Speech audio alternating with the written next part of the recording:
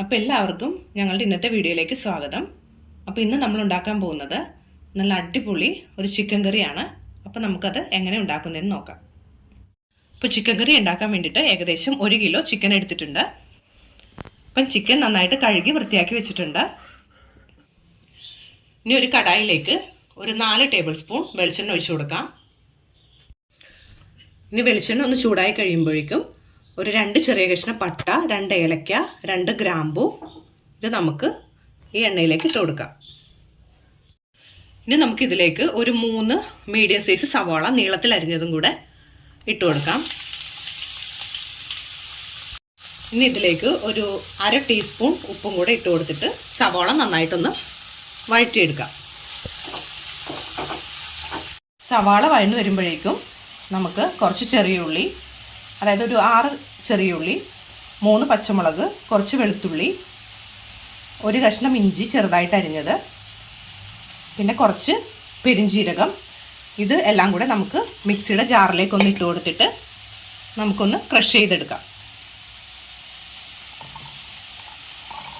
അപ്പോൾ സവാളയ്ക്ക് ഒരുവിധം വഴന്ന് കിട്ടിയിട്ടുണ്ട്. ഇനി നമുക്കിതിലേക്ക് നേരത്തെ ക്രഷ് ചെയ്ത് വെച്ച ഇഞ്ചി, വെളുത്തുള്ളി, പെരിഞ്ജീരകം, ചെറിയുള്ളി അത് നമുക്ക് ഇതിലേക്ക് ഇട്ട് കൊടുത്തിട്ട് ഒന്നുകൂടെ ഒന്ന് വഴറ്റിയെടുക്കാം. ഇതിൻ്റെ ഒപ്പം കുറച്ച് കറിവേപ്പില കൂടെ ഇട്ട് കൊടുത്തിട്ട് ഒന്ന് വഴറ്റിയെടുക്കാം. അപ്പോൾ എല്ലാം നന്നായിട്ട് വഴന്ന് വന്നിട്ടുണ്ട്. ഇനി നമുക്ക് ഇതിലേക്ക് പൊടികൾ ഇട്ട് കൊടുക്കാം. അപ്പോൾ അതിനായിട്ട് ഞാൻ ഒരു 1.5 ടേബിൾ സ്പൂൺ മുളക് പൊടി ഇട്ട് കൊടുത്തിട്ടുണ്ട്. ഒരു 2 ടേബിൾ സ്പൂൺ മല്ലിപ്പൊടിയും, ഒരു 1/2 ടീസ്പൂൺ മഞ്ഞൾപ്പൊടിയും, 1 ടീസ്പൂൺ കുരുമുളക് പൊടിയും,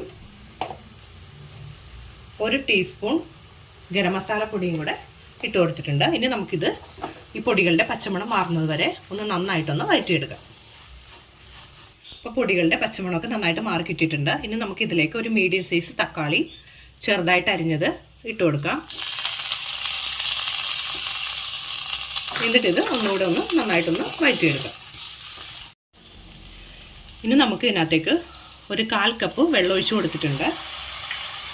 എന്നിട്ട് നമുക്കൊന്ന് അടച്ച് വെച്ചിട്ടൊന്ന് വേവിച്ചെടുക്കാം. അതായത് അപ്പോൾ തക്കാളി പെട്ടെന്നൊന്ന് വെന്തുടഞ്ഞ് കിട്ടും. അപ്പോൾ അതിന് വേണ്ടിയിട്ടാണ് നമ്മൾ വെള്ളം ഒഴിച്ചിട്ട് അടച്ചു വെച്ച് കൊടുക്കുന്നത്.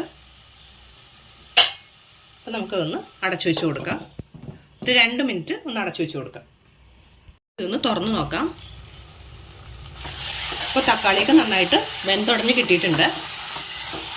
ഇനി നമുക്കിതിലേക്ക് ചിക്കൻ ഇട്ട് കൊടുക്കാം.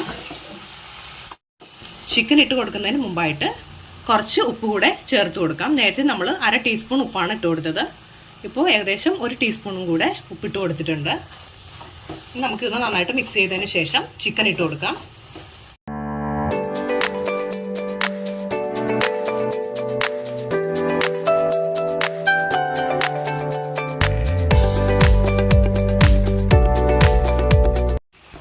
ഇനി ഇത് നന്നായിട്ടൊന്ന് മിക്സ് ചെയ്തതിന് ശേഷം നമുക്ക് മീഡിയം ഫ്ലെയിമിൽ വെച്ചിട്ട് ഒന്ന് വേവിച്ചെടുക്കാം.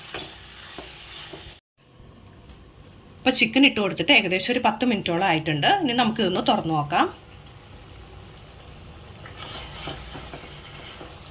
അപ്പോൾ ചിക്കനൊക്കെ ഏകദേശം ഒരു പകുതി വെന്ത് കിട്ടിയിട്ടുണ്ട്. അപ്പോൾ ചിക്കനിലുള്ള വെള്ളമൊക്കെ ഇറങ്ങിയിട്ടുണ്ട്.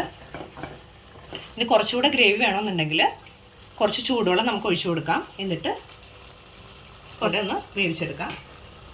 അപ്പോൾ ഏകദേശം ഒരു 1/2 കപ്പ് ചൂടുവെള്ളം ഞാൻ ഒഴിച്ചു കൊടുക്കുന്നുണ്ട്. ഇനി നമുക്കിതൊന്ന് അടച്ചു വെച്ചിട്ട് ഒരു 10 മിനിറ്റ് കൂടെ ഒന്ന് വേവിച്ചെടുക്കാം.